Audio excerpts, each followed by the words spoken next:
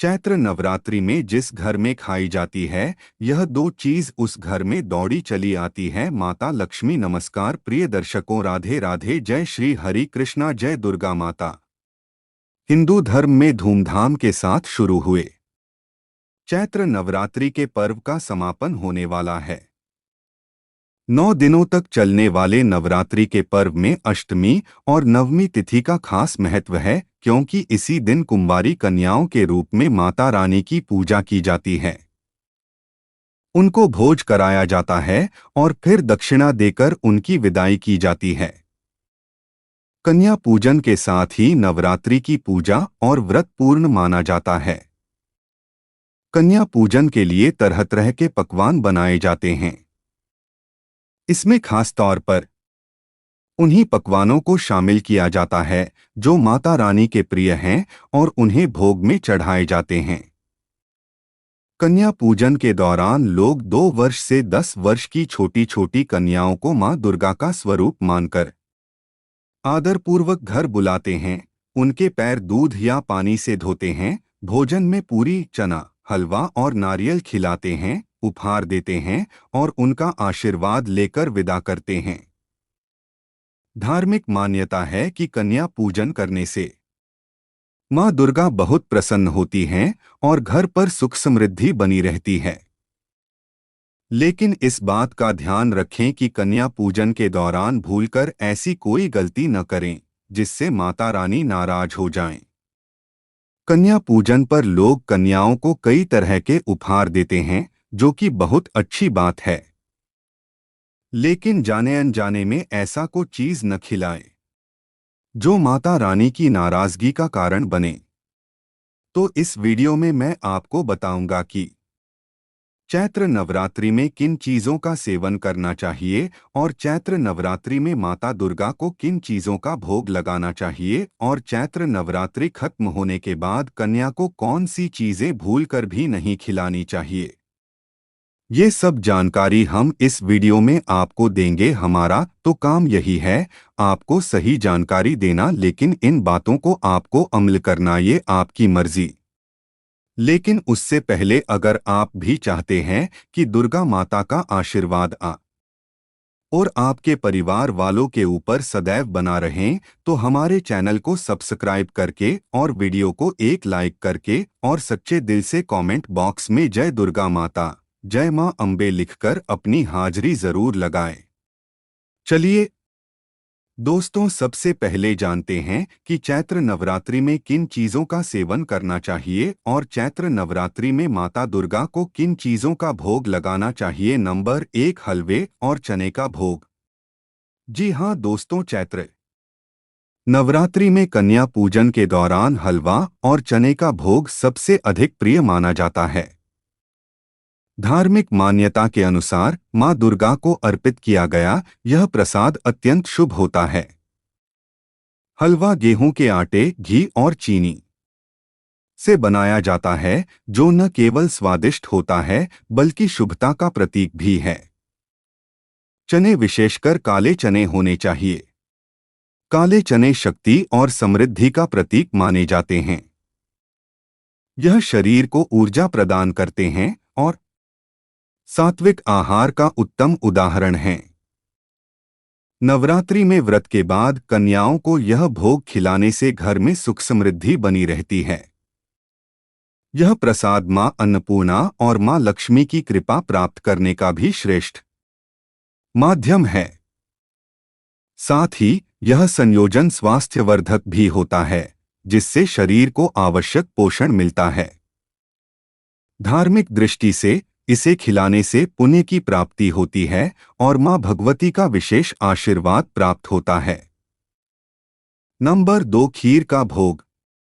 जी हाँ दोस्तों, खीर को देवी मां का प्रिय भोग माना जाता है और यह किसी भी धार्मिक अनुष्ठान में शुभ मानी जाती है। नवरात्रि के दौरान कन्या पूजन में इसे अर्पित करना विशेष महत्व रखता है। दूध, चावल, चीनी और इलायची से बनी यह मिठास भरी खीर सात्विक भोजन का एक आदर्श रूप है। खीर का सफेद रंग पवित्रता और शुद्धता का प्रतीक माना जाता है, जो मां दुर्गा की कृपा पाने का माध्यम बनता है। मान्यता है कि खीर का भोग अर्पित करने से घर में सुख शांति बनी रहती है और धन धान्य की वृद्धि होती है। इसमें बादाम, काजू और किशमिश डालने से यह और भी पौष्टिक हो जाती है। कन्याओं को खीर खिलाने से उनके आशीर्वाद से परिवार में खुशहाली आती है। यह भोग बच्चों और बुजुर्गों दोनों के लिए लाभकारी होता है और इसे खाने से सकारात्मक ऊर्जा का संचार होता है। नंबर 3, ताजे फलों का भोग। जी हाँ दोस्तों, फलों को डोट प्रकृति का सबसे शुद्ध और सात्विक आहार माना जाता है। चैत्र नवरात्रि में कन्या पूजन के दौरान ताजे फलों का भोग अर्पित करने से मां दुर्गा प्रसन्न होती हैं। फल विशेष रूप से केला, सेब, अनार, संतरा और अंगूर देवी मां को चढ़ाए जाते हैं और फिर कन्याओं को वितरित किए जाते हैं। धार्मिक मान्यता के अनुसार फल देवी को अर्पित करने से घर में सुख समृद्धि बनी रहती है और सकारात्मक ऊर्जा का संचार होता है। फल केवल पोषण से भरपूर होते हैं, बल्कि ये प्राकृतिक मिठास से युक्त होते हैं, जिससे शरीर को शुद्ध ऊर्जा प्राप्त होती है। कन्याओं को फल खिलाने से उनकी सेहत अच्छी रहती है और माता रानी का आशीर्वाद प्राप्त होता है। यह भोग घर में सकारात्मकता बढ़ाने का भी एक उत्तम माध्यम है और इसे सभी लोग प्रेमपूर्वक ग्रहण कर सकते हैं। नंबर 4, पंचामृत का भोग। जी हाँ दोस्तों, पंचामृत का अर्थ है 5 अमृत, जो दूध, दही, घी, शहद और गंगाजल से मिलकर बना होता है। यह नवरात्रि के दौरान देवी पूजन में विशेष रूप से अर्पित किया जाता है और कन्या पूजन में इसका बड़ा महत्व है। पंचामृत का भोग मां दुर्गा को अत्यंत प्रिय माना जाता है, क्योंकि यह शरीर को शुद्ध करता है और आत्मा को दिव्यता प्रदान करता है। यह 5 तत्वों का संयोजन है, जो स्वास्थ्य के लिए भी अत्यंत लाभकारी होता है। धार्मिक मान्यता के अनुसार पंचामृत का सेवन करने से तन मन पवित्र होता है और देवी मां का आशीर्वाद प्राप्त होता है। कन्या पूजन में इसे अर्पित करने से पुण्य की प्राप्ति होती है और इसे पीने से शरीर में सकारात्मक ऊर्जा का संचार होता है। पंचामृत का वितरण भक्तों में करने से देवी की कृपा बनी रहती है और घर परिवार में सुख शांति का वास होता है। नंबर 5, पूरी और आलू की सब्जी का भोग। पूरी और आलू की सब्जी का भोग देवी मां के सबसे प्रिय प्रसादों में से एक माना जाता है। चैत्र नवरात्रि के दौरान कन्या पूजन में इसे प्रमुख रूप से तैयार किया जाता है और श्रद्धा भाव से कन्याओं को अर्पित किया जाता है। पूरी को शुद्ध गेहूं के आटे से बनाया जाता है और इसे घी में तलकर परोसा जाता है, जो इसे स्वादिष्ट और पौष्टिक बनाता है। आलू की सब्जी को हल्के मसालों के साथ पकाया जाता है ताकि इसका स्वाद सात्विक बना रहे। धार्मिक मान्यता के अनुसार यह भोग प्रसन्नता, समृद्धि और सुख शांति का प्रतीक होता है। कन्याओं को पूरी और आलू की सब्जी खिलाने से घर में सकारात्मकता बनी रहती है और माता रानी का आशीर्वाद प्राप्त होता है। यह प्रसाद शरीर को ऊर्जा प्रदान करता है और इसे खाने से संतुष्टि एवं तृप्ति का अनुभव होता है। नंबर 6, नारियल का भोग। जी हाँ दोस्तों, नारियल को हिंदू धर्म में शुभता और समृद्धि का प्रतीक माना जाता है। नवरात्रि में कन्या पूजन के दौरान नारियल का भोग विशेष रूप से अर्पित किया जाता है, क्योंकि यह मां दुर्गा को अत्यंत प्रिय होता है। नारियल का सफेद भाग पवित्रता और शुद्धता का प्रतीक है, वहीं इसका कठोर आवरण यह दर्शाता है कि ईश्वर की कृपा प्राप्त करने के लिए कठोर तपस्या और समर्पण आवश्यक है। धार्मिक मान्यता के अनुसार नारियल का भोग अर्पित करने से घर में सुख समृद्धि बनी रहती है और आर्थिक बाधाएं दूर होती हैं। इसे कन्याओं को खिलाने से माता रानी प्रसन्न होती है और परिवार में खुशहाली आती है। नारियल का प्रसाद खाने से मानसिक शांति मिलती है और शरीर में सकारात्मक ऊर्जा का संचार होता है। इसे प्रसाद के रूप में वितरित करने से सभी को देवी का आशीर्वाद प्राप्त होता है। नंबर 7, मिठाई का भोग। जी हाँ दोस्तों, मिठाई देवी माँ को अत्यंत प्रिय होती है और नवरात्रि में कन्या पूजन के दौरान इसका भोग लगाने से विशेष पुण्य की प्राप्ति होती है। विभिन्न प्रकार की मिठाइयाँ जैसे बेसन के लड्डू, गुलाब जामुन, रसगुल्ले या पेड़ा कन्याओं को प्रसाद के रूप में दी जाती हैं। धार्मिक मान्यता के अनुसार माँ दुर्गा को मीठा भोग अर्पित करने से जीवन में मधुरता आती है और मनोकामनाएं पूर्ण होती हैं। यह भोग श्रद्धा और प्रेम का प्रतीक होता है, जिससे माँ भगवती प्रसन्न होकर अपने भक्तों को सुख समृद्धि का आशीर्वाद देती हैं। मिठाई खाने से मन प्रसन्न होता है और सकारात्मक ऊर्जा का संचार होता है। इसे प्रसाद रूप में वितरित करने से भक्तों के जीवन में शुभता आती है और उनका आत्मविश्वास बढ़ता है। इस प्रकार मिठाई का भोग नवरात्रि के कन्या पूजन में एक महत्वपूर्ण भूमिका निभाता है। नंबर 8, माखन और मिश्री का भोग। जी हाँ दोस्तों, माखन और मिश्री का भोग अत्यंत सात्विक और पौष्टिक माना जाता है। भगवान कृष्ण को यह विशेष प्रिय था और माँ दुर्गा को भी यह प्रसन्नता देता है। नवरात्रि में कन्या पूजन के दौरान इसे प्रसाद के रूप में अर्पित करना अत्यंत शुभ होता है।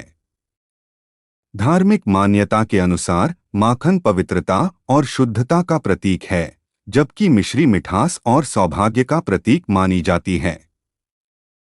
इसे ग्रहण करने से तन और मन शुद्ध होते हैं और जीवन में सुख समृद्धि आती है।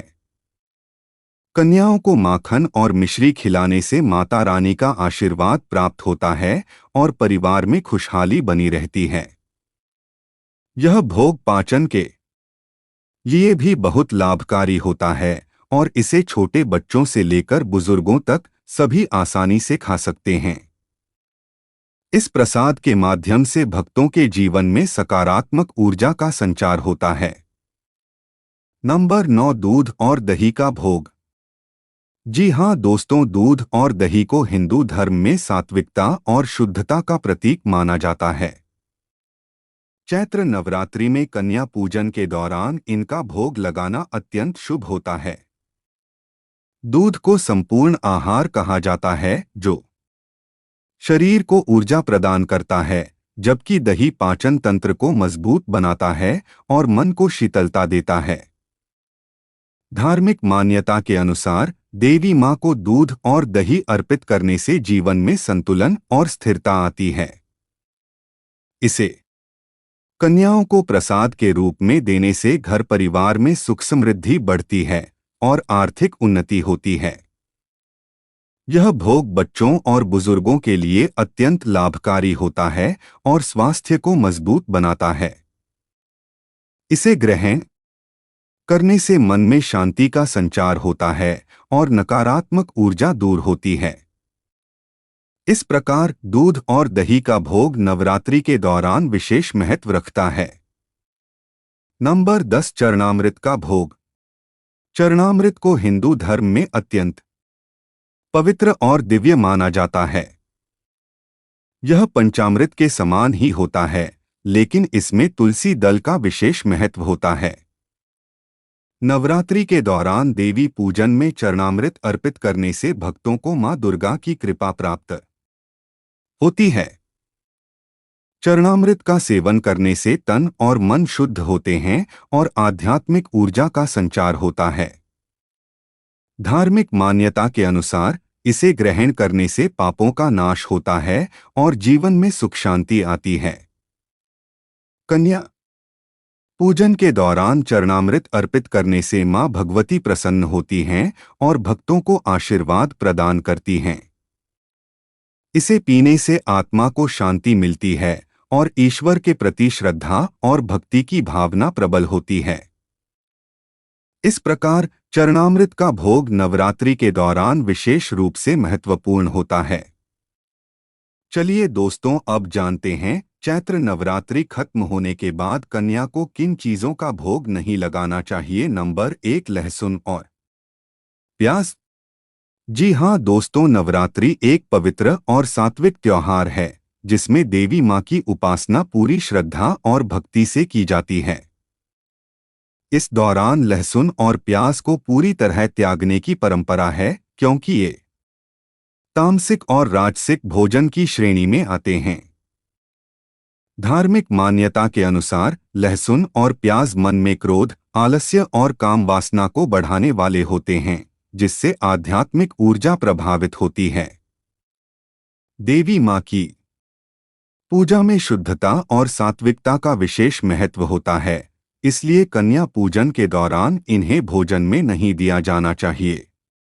इसके अलावा कई धार्मिक ग्रंथों में भी यह उल्लेख मिलता है कि व्रत और उपवास के समय इनका सेवन वर्जित होता है। यदि कन्याओं को लहसुन और प्याज वाला भोजन खिलाया जाए तो यह पूजन की शुद्धता को प्रभावित कर सकता है और पुण्य लाभ में बाधा डाल सकता है। इसलिए नवरात्रि के दौरान पूरी तरह सात्विक भोजन का ही भोग अर्पित करना चाहिए। नंबर 2, बासी भोजन। जी हाँ दोस्तों, बासी भोजन को हिंदू धर्म में अशुद्ध और ऊर्जा विहीन माना जाता है।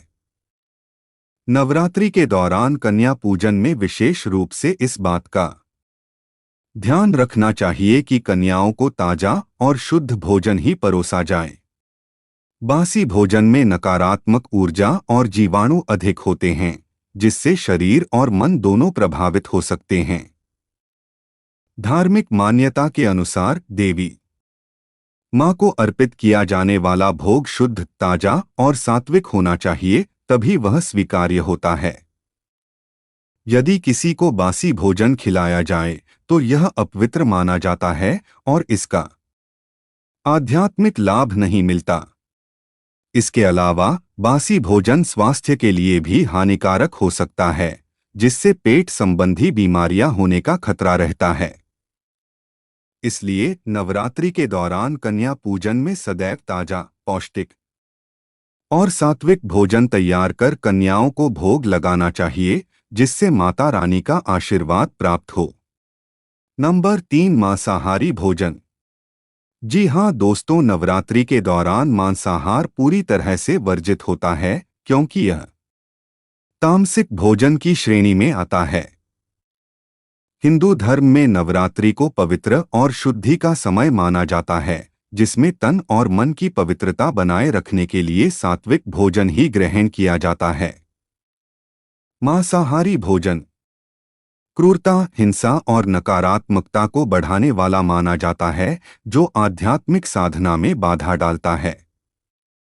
धार्मिक मान्यता के अनुसार देवी माँ को प्रसन्न करने के लिए शुद्ध आहार का सेवन आवश्यक है, इसलिए कन्या पूजन में मांसाहार का कोई स्थान नहीं होता। यदि कन्याओं को गलती से भी मांसाहारी भोजन परोसा जाए तो यह पूजन की शुद्धता को भंग कर सकता है और धार्मिक दृष्टि से अशुभ माना जाता है। इसलिए नवरात्रि के दौरान पूरी तरह शाकाहारी और सात्विक भोजन का ही पालन करना चाहिए, जिससे देवी माँ का आशीर्वाद प्राप्त हो। नंबर 4, ज्यादा मसालेदार भोजन। जी हाँ दोस्तों, नवरात्रि के दौरान सात्विकता और शुद्धता का विशेष ध्यान रखा जाता है, इसलिए ज्यादा मसालेदार भोजन को पूरी तरह त्याग देना चाहिए। अत्यधिक मसालेदार भोजन शरीर में गर्मी पैदा करता है, जिससे चित्त अस्थिर हो जाता है और मन में क्रोध, उत्तेजना तथा अशांति उत्पन्न होती है। धार्मिक मान्यता के अनुसार नवरात्रि के दौरान हल्का, सुपाच्य और सात्विक भोजन ही देवी माँ को अर्पित करना चाहिए, जिससे शरीर और आत्मा की शुद्धि बनी रहे। यदि कन्या पूजन में ज्यादा मसालेदार भोजन परोसा जाता है तो यह न केवल स्वास्थ्य के लिए हानिकारक हो सकता है, बल्कि पूजा की शुद्धता को भी प्रभावित कर सकता है। इस दौरान हल्दी, धनिया और सेंधा नमक जैसे हल्के मसालों का ही उपयोग करना चाहिए ताकि भोजन सात्विक और सुपाच्य बना रहे। इसलिए कन्या पूजन में सरल, स्वादिष्ट और पौष्टिक भोजन ही अर्पित करना उचित होता है। तो ये थी वे चीजें जो चैत्र नवरात्रि खत्म होने के बाद कन्या को भूलकर भी नहीं खिलानी चाहिए।